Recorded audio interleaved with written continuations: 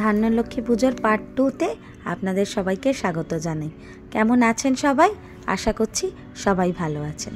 আগের সপ্তাহতেই আপনাকে দেখালাম যে কিভাবে আমাদের বাড়িতে ধান্যলক্ষ্মী পুজোটা হয়, দুদিন ধরে, বৃহস্পতিবার আর শুক্রবার।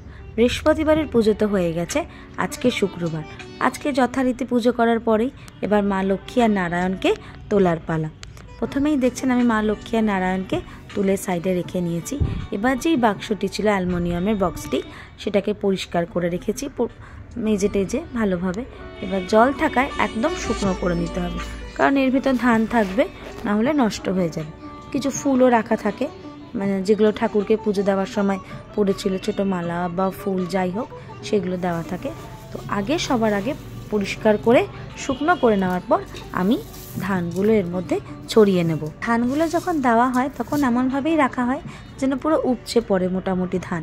আর এই যে ধান্যলক্ষ্মীর পুজো, গ্রামের বাড়িতে অনেকে ধানের গোলা যেখানে আছে বা যেখানে ধান রাখে তারা সেখানেও করে। ধানে ভর্তি করে দিয়েছি।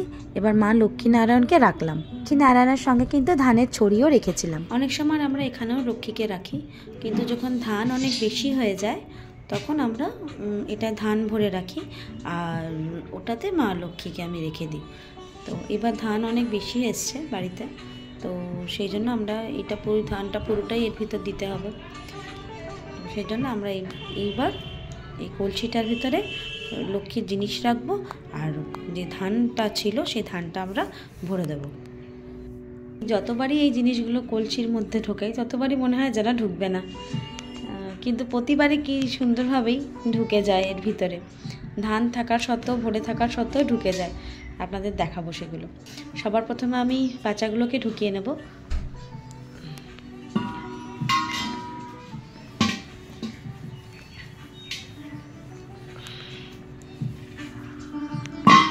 এগুলো দেশের বাড়িতে আরও অনেক বড় করে হয়, স্পেশালি এই মাসের যে লক্ষ্মী পুজোটা হয়, পৌষ মাসের, খুব বড় করে হয়। কিন্তু আমাদের পক্ষে এখানে আমি আর মামনি দুজনে করি, যদিও বা শাশুড়ি বউ অনেক কিছুই করা যায় মিলে, বাট মামনির শরীর খুবই খারাপ। মামনি এখন আর পেরে ওঠে না আগের মতো। যখন নতুন বিয়ে হয়েছিলাম মামনি পুরোটাই একা হাতেই করতো, আমি জাস্ট হাতে হাতে এগিয়ে দিতাম, কিন্তু এখন আমাকে করতে হয়। তো যতটুকু পারি করি। আগে মামনি পিঠে টিঠেও করতো, তো দিনের দিনে আর কালকে করতে পারিনি। তবে আমার ইচ্ছা আছে আজকে একটু করার। দেখা যাক কতক্ষণে সময় পাই, পেয়ে করি। ততক্ষণ দেখুন মোটামুটি সবই হয়ে গেল। 4টে প্যাঁচাই ঢুকে গেছে ভিতরে। মায়ের যে সিঁদুরদানি সেটাও দিয়ে দিলাম। আচ্ছা, একটু ধান দিয়ে দেবো আগে।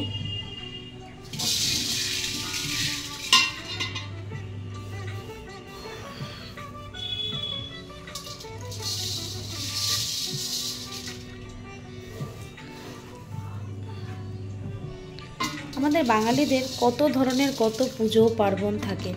একটা 1 টাকার কয়েন ছিল, এই যে, সেটাও রেখে দিলাম। কত ধরনের পুজো পার্বণ আমাদের, তাই না বলুন? 12 মাসে 13 পার্বণ। কত পুজো তো আমরা জানি না, যেটা বাঙালিদের বাড়িতে হয়। তবে আমার বাড়িতে যেগুলো হয়, আমার এই বাড়িতে, সেগুলো যেমন আমি দেখাচ্ছি। আমি চেষ্টা করব, আমার বাপের বাড়িরও কিছু নিয়ম থাকে। আমার বাপের বাড়িতে আবার কোজাগরি লক্ষ্মী পুজোটা মেন, সেটা হয়। আর শ্বশুরবাড়িতেও কোজাগরিটা হয়, কিন্তু শ্বশুরবাড়িতে যেহেতু গ্রামের বাড়িতে পুজো হয়, মানে মা লক্ষ্মীর আরাধনা হয়, তো আমরা এখানে সেভাবে আর বড় করে খুব একটা করি না, ছোটো করেই করি। কিন্তু আমার এই বাড়িতে এই লক্ষ্মী পুজো, যেটা যখন ধান ওঠে তার পরেই হয়, ধান্যলক্ষ্মী, খুব বড় করে হয় পুজোগুলো।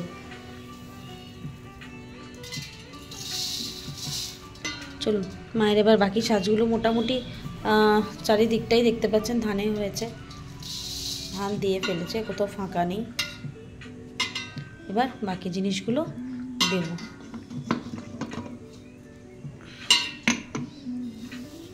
আরও যা যা জিনিস আছে ঠাকুরের, এই যে দেখুন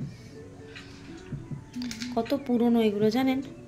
মানে আমার দিদি শাশুড়ি তারও আগের, মানে দিদি শাশুড়ি যখন বিয়ে হয়েছে তখন উনি দেখেছেন এই জিনিসগুলো সমস্ত পুজো হতো। তারপর আমরা আস্তে আস্তে সবাই কলকাতায় চলে এসছে। এবার সেই অনুযায়ী যেহেতু এটা কুল দেবতা, তাই সবাই সেভাবেই অল্প অল্প করে ঠাকুরের জিনিস নিয়ে এসে এখানে প্রতিষ্ঠা করেছে নিজেদের বাড়িতে, যাতে পুজো করে উঠতে পারে। সব সময় তো এখন বর্ধমান যাওয়া হয় না, সেই জন্য। দেখুন ভরে এসছে, আর একটু আছে যেটা আমি ভরে দেবো এরপরে।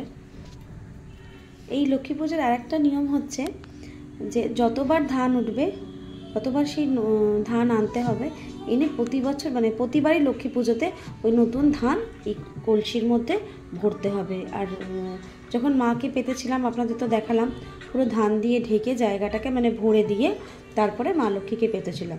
তো ততবারই যে কবার নতুন ধান উঠেছে সেই কবারই নতুন ধান ওই সিংহাসনেও দিতে হবে মায়ের।